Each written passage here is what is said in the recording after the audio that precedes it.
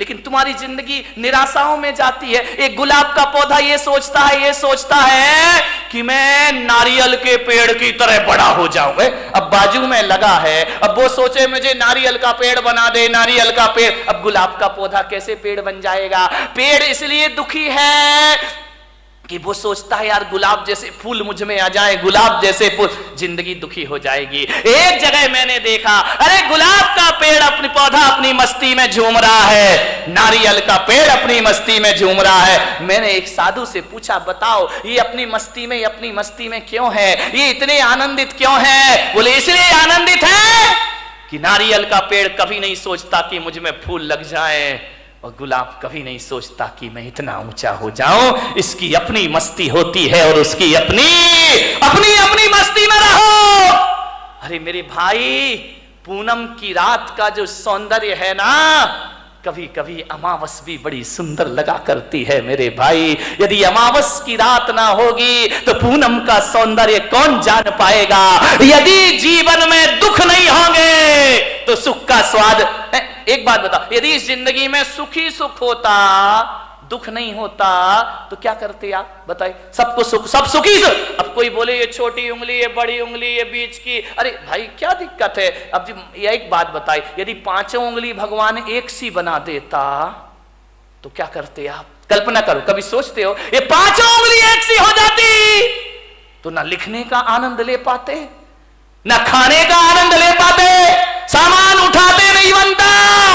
ध्यान रखना, हर उंगली का अपना अपना महत्व हुआ करता है। अंगूठा है और अनामिका है, तभी आप इससे कुछ लिख सकते हैं। ध्यान रखिए, ये बीच की उंगली है, ये ध्यान रखना, ये बीच की उंगली सबसे बड़ी हुआ करती है। ये उंगलियां भी इसके जैसी बड़ी होने का ख्वाब देख ले तो ये दुखी हो जाएंगे। ये अनामिका है, ये नहीं होगी तो सिंदूर कहां से लगाओगे और तिलक कहां से लगाओगे? बेचारा एक बार इन उंगलियों में झगड़ा हो गया। अंगूठा बोला मैं सबसे बड़ा।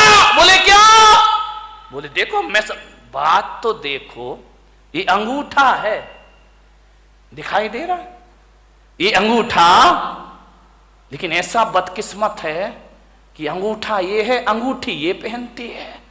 ध्यान, इसके पास नहीं आती अंगूठी, इसके पास आती। ये चार अंगूठी पहनती है, अंगूठा अंगूठी दिखाते रह जाया करता है, उस पर आभूषण ही नहीं आते हैं। बोले मैं सबसे बड़ा। बोले क्यों? बोले मैं मोटा हूं, मेरे बिना चारों उंगलियों तुम लोग कुछ नहीं कर सकती हो, तुम्हारा कोई अस्तित्व नहीं है। तर्जनी ने कहा एक इसका मतलब मैं नहीं होंगी तो तुम दिखाओगे किसे? ये तो दूसरों पे उठती उंगली, अपने पे तो उठती नहीं है। बोले दूसरों पे उंगलियां उठाने की जरूरत पड़ेगी, मैं तैयार खड़ी हूं। बड़ी ने कहा मैं सबसे बड़ी हूं। अनामिका ने कहा चल, काय की सबसे बड़ी है, मैं नहीं होंगी तो तेरा कोई अस्तित्व नहीं बचे। छोटी वाली चुपचाप खड़ी थी। बोली बहन तू भी कुछ बोल ले। बोली मैं काय को बोलूं, मैं तो सबसे बड़ी हूं। अरे बोली छुटकी ज्यादा बोल रही है, इतनी सी तो है, वो कह रही सबसे बड़ी हूं। बोले तू क्या करती है? अंगूठा ने कहा मैं साइन करता हूं, अंगूठा लगाता हूं। तू क्या साइन करेगा? तर्जनी ने कहा मैं नहीं होंगी तो पेन कहां से पकड़ लेगा? तो बीच वाली ने बोली चल तेरे में ताकत तो मेरे से आया करती है। छिंगली ने कहा देखो, छोटी वाली ने, मेरे पास कुछ नहीं है, मैं सबसे छोटी हूं, लेकिन मैं इतना जानती हूं, मैं सबसे बड़ी हूं, मैं सबसे बड़ी हूं। बोले छोटी होके अपने को बड़ी क्यों कह रही है? बोले इसलिए कि जब जब भगवान को प्रणाम किया जाता है मैं सबसे आगे खड़ी रहती हूं और तुम सब मेरे पीछे खड़े। ध्यान रखिए, प्रणाम करोगे तो छोटी वाली, जो झुकना जानता, जो प्रणाम करता, वो सबसे बड़ा हुआ करता। किसी से क्षमा मांगो, देखो लड़ने में तो तर्जनी तुम तैयार रहती हो, लेकिन जब माफी मांगी जाती है तो मैं सबसे आगे खड़ी रहा कर। सबका आनंद है अपना अपना। सब उंगलियां एक सी हो जाएं तो जीने का मजा क्या बचेगा मेरे भाई? ये छोटे बड़े नहीं रहेंगे तो जिंदगी कैसे चलेगी? इस दुनिया में क्षत्रिय की भी जरूरत है, इस दुनिया में ब्राह्मण की भी जरूरत है, इस दुनिया में वैश्य की भी जरूरत है, और इस दुनिया में शूद्र की भी। शूद्र नहीं होंगे ना, 3 दिन हड़ताल कर दे, जीना मुश्किल हो जाएगा मेरे भाई। ध्यान रखिए, सबका अपना महत्व है, अपने अपने में राजी हो जाओ। राजी हैं हम उसी में जिसमें तेरी रजा है। यहां त्यों भी वाह वाह है। यहां कबीर का झोपड़ा एक दिन बेश्या के कोठे के सामने बना दिया गया। बेश्या को बड़ी परेशानी हुई। कबीर को कोई परेशानी नहीं थी। संतों को क्या परेशानी? परेशानी तो संतों से दुनिया को है। कबीर अपनी भक्ति करता था, राम नाम भजन में लीन रहता था। बेश्या को डिस्टर्ब हो गया। रोज बेश्या के कोठे में ढोलक बजती, तबले पर थाप पड़ती, घुंघरुओं की आवाज आती। और जब घुंघरुओं की आवाज और ढोलक की थाप पड़ती, कबीर उस संगीत में अपने राम का भजन किया करता, भगवान का स्मरण। बड़ा आनंद है मुझे इस जीवन में। लेकिन जैसे ही कबीर भजन गाता तो ये दीवाने मतवाले लोग बेश्या के कोठे में जाते और कबीर का भजन सुनते, कबीर के पास जाकर बैठ जाते। अरे बेश्या ने कहा, ये कबीर तो मेरा धंधा चौपट कर देगा। जे लोग आते हैं वासना के लिए, ये साधना में लगा देता है। बोले ये तो मेरी दुकानदारी पूरी बंद कर देगा। बेश्या ने कहा, इसका झोपड़ा हटाओ यहां से, अपना धंधा बंद हो जाएगा। लोग कबीर के पास जाते हैं, शरीर को नश्वर समझने लगते हैं, भोगों को नश्वर समझने लगते हैं। और ये आदमी भोगों को नश्वर समझेगा तो मेरा तो खाना खराब हो जाएगा। बेश्या ने अपने यारों से कहा कि जा, आज रात को कबीर का झोपड़े में आग लगा दो, जला दो रात को। रात हुई, बेश्या के यार गए, कबीर के झोपड़े में आग लगा दी।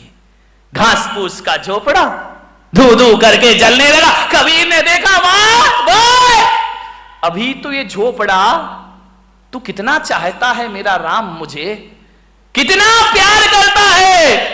क्योंकि जब ये झोपड़ा था ना, तब तुझे दिक्कत होती थी मुझे देखने में।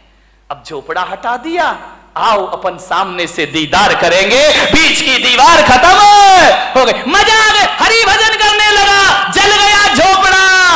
बोले लोग हवन यज्ञ करते हैं तो आहुतियां डालते हैं, वारे मेरे राम जी, तुमने तो मेरा झोपड़ा ही आहुति में डाल दिया, मजा आ गया। अब खुल के आकाश को देखेंगे, चांद सितारों का सौंदर्य देखेंगे। बहुत खुश हुआ कबीर। बात बदल गई। किस्मत को बदलने में ध्यान रखना, 100 साल में किस्मत जरूर बदलती है, ध्यान रखना। ऐसा कोई नहीं जिसकी किस्मत ना बदलती हो, जरूर बदलेगी किस्मत। आज है कल नहीं रहेगा, आज कुछ नहीं है कल सब कुछ होगा, ध्यान रखिए। हवा का एक झोंका आया और कबीर के झोपड़े की आग बेश्या के कोठे तक पहुंच गई। और उस आग ने पर्दे जलाना शुरू कर दिए, पर्दे जल रहे हैं, साजबाज जलने लगे, ढोलक फट गई, हारमोनियम जल गया। बेश्या उठी, ये क्या हो गया? मेरे कोठे में आग लग गई, मेरी जिंदगी भर की कमाई सब मिट्टी में मिल गई। बहुत परेशान हुई बेश्या, कोई बुझाने वाला नहीं उस रात को उसके कोठे की आग। सवेरे तक कोठा जल जल के धुआं हो गया। दौड़ी दौड़ी गई कबीर के पास, कबीर कबीर कबीर। कबीर तो भगवान की राम धुन में लगे हुए हैं। अरे कबीर उठो, देखो ये क्या हो गया है। कबीर भगवान के भजन में ले, वाह मेरा हरि, मेरा परमात्मा, मेरे राम, बड़ी कृपा है, बड़ी मेहरबानी है तुम्हारी। बेश्या ने कहा, कबीर तेरे तो आगे पीछे कोई नहीं है, तू तो साधु अक्खड़ फक्कड़ है, मेरी तो जिंदगी भर की कमाई धू धू करके जल गई कबीर, मैं बर्बाद हो गई। कबीर ने आंखें खोली, क्या हुआ बेश्या? देख कबीर, मेरा कोठा जल रहा है, धू धू करके राख हो रहा है मेरा कोठा, बचा ले कबीर, बचा ले। कबीर ने कहा, इसमें मैं क्या कर सकता हूं? बोले कबीर मुझे माफ कर, मैं प्रायश्चित चाहती। अरे किस बात का प्रायश्चित? बोले तेरा कोठा जलवाया था मैंने। किससे? मेरे यारों से। तो कबीर ने कहा, मैं क्या करूं, तू मेरी अपराधीन है ही नहीं। तेरे यार ने मेरा झोपड़ा जला दिया, मेरे यार ने तेरा कोठा जला दिया। ये तो दो यारों की लड़ाई है, तेरी मेरी तो कोई बात है ही नहीं, ना तेरी गलती ना मेरी गलती। तेरे यार ने मेरा झोपड़ा जलाया तो मेरे यार ने तेरा कोठा। ये दो यारों की लड़ाई है। अब देख बेस्या किसका यार दमदार है। देख मेरा यार दमदार है या तेरे यार। जो कल यार तेरे साथ घूमा करते थे तेरे लोग, आज एक भी तेरे पास नहीं है। और आज झोपड़ा जलने के बाद मेरा हरि मेरे पास हमेशा से मौजूद है। बारामती वालों, यारी करो तो ऐसी करो जिसका यार दमदार हो, उससे दोस्ती करो मेरे भाई। ऐसे यारों से क्या दोस्ती करना, जिंदगी में आनंद में जियो। सूरत में एक मेरे भक्त ओम प्रकाश बाबूजी अब इस दुनिया में नहीं है, मैं भीलवाड़ा में कहीं था। रात पता चला कि उनकी फैक्ट्री में आग लग गई, धू-धू करके फैक्ट्री जल गई। मेरे पास, मेरे स्टाफ के पास फोन आए कि बाबूजी की झोपड़ी बुरी, मिल जल गई है कपड़ों की। वो जिन शरणम के अध्यक्ष थे उस समय, बाबूजी की फोन पर स्पीकर खोल के बात हुई। मैंने कहा बाबूजी, ये जो मिल जल गई आपकी, कहां हैं आप? बोले कहां हूं? सामने खड़ा हूं, मिल जल रही है कपड़े की, आप कुछ नहीं कर रहे। क्या करना महाराज, कर भी क्या सकता हूं, मैं तो बुझा नहीं सकता। बुझाने वाले अपना काम कर रहे हैं, मैं अपना काम कर रहा हूं। मैंने कहा क्या हुआ? कुछ नहीं महाराज, चिंता मत करो, आपका हाथ हमारे सिर पर है, ऐसी 10 मील फिर खड़ी करने की मैं ताकत रखा करता हूं।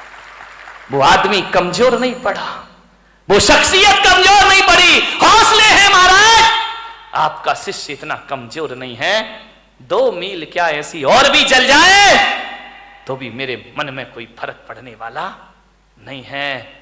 मैंने कहा बाबूजी, आप उस समय क्या महसूस कर रहे थे जब वो मुझसे मिलने आए? बोले क्या कर रहा था, आपका हाथ सिर पर है ना, भगवान मेरे साथ है ना। तो मैंने कहा जब मील जली हुई देखी आपने तो क्या महसूस किया? बोले यही किया कि पेड़ से कुछ पत्ते हैं झड़ गए हैं, पतझड़ है, सावन फिर आएगा, मैं फिर हरा हो जाऊंगा। ध्यान रख।